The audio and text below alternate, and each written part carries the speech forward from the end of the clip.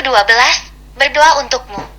Aisyah mendengar sebuah suara memanggil namanya di antara setengah sadar. Gadis itu membuka mata perlahan dan melihat sekitarnya, namun tidak ada siapa-siapa di sini selain dirinya dan Tuan Willy yang masih terpejam. Aisyah melihat buku yang tadi dia baca tergeletak begitu saja di samping jemari Tuan Willy, dan kali ini Aisyah juga tidak sadar jika dia tertidur sambil menggenggam jemari Tuan Willy lagi. Sepertinya aku hanya bermimpi, gumam Aisyah, lalu gadis itu membetulkan duduknya dan membenahi jilbab panjangnya. Sudah hampir jam 2 malam, Aisyah langsung bangkit dari duduk dan pergi ke kamar mandi untuk mengambil wudhu dan sholat tahajud. Gadis itu mendoakan keselamatan dan kesadaran untuk Tuan Willy yang masih terus berjuang di balik selang oksigen yang menutupi hidung dan mulutnya. Ya Allah, berikanlah kesadaran dan keselamatan untuk suamiku. Aisyah berdoa dengan tulus meskipun dia tahu suaminya tidak mencintainya dan mereka menikah hanya terpaksa. Gadis itu bersujud di atas sajadah dan mengharapkan mukjizat dari Yang Maha Kuasa.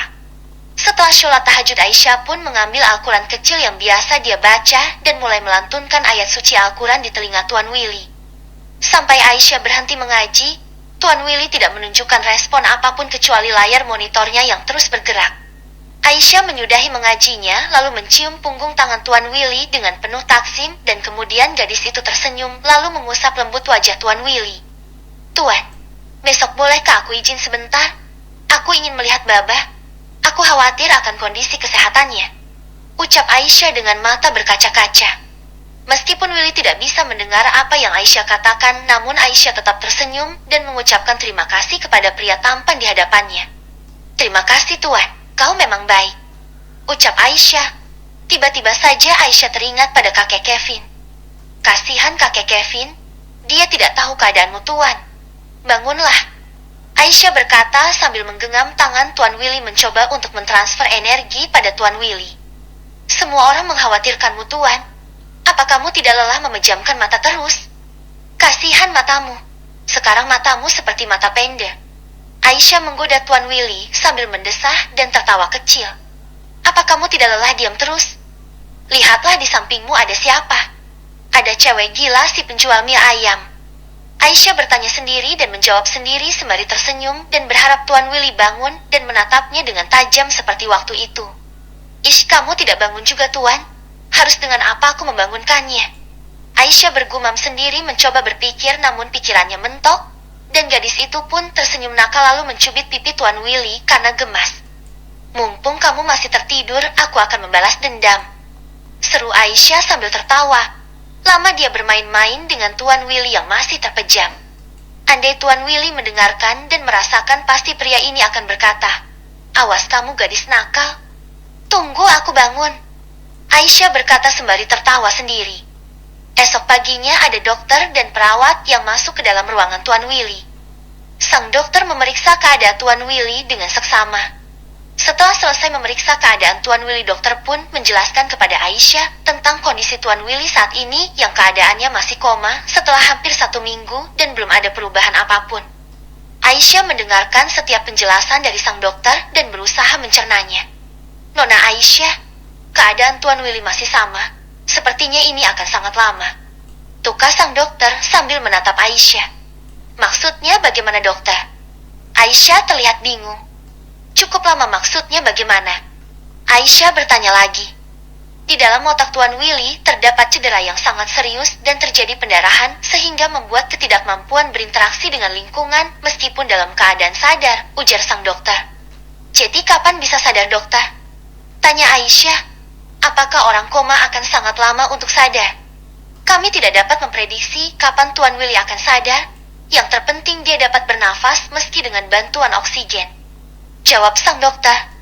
Aisyah mengangguk dan gadis itu menatap sedih Tuan Willy yang terbaring tak berdaya dan sama sekali tidak bergerak atau merespon sang dokter. Kalau begitu yang sabar ya Nona. Banyak berdoa kepada Tuhan. Semoga suami Nona cepat sadar. Dokter itu tersenyum pada Aisyah.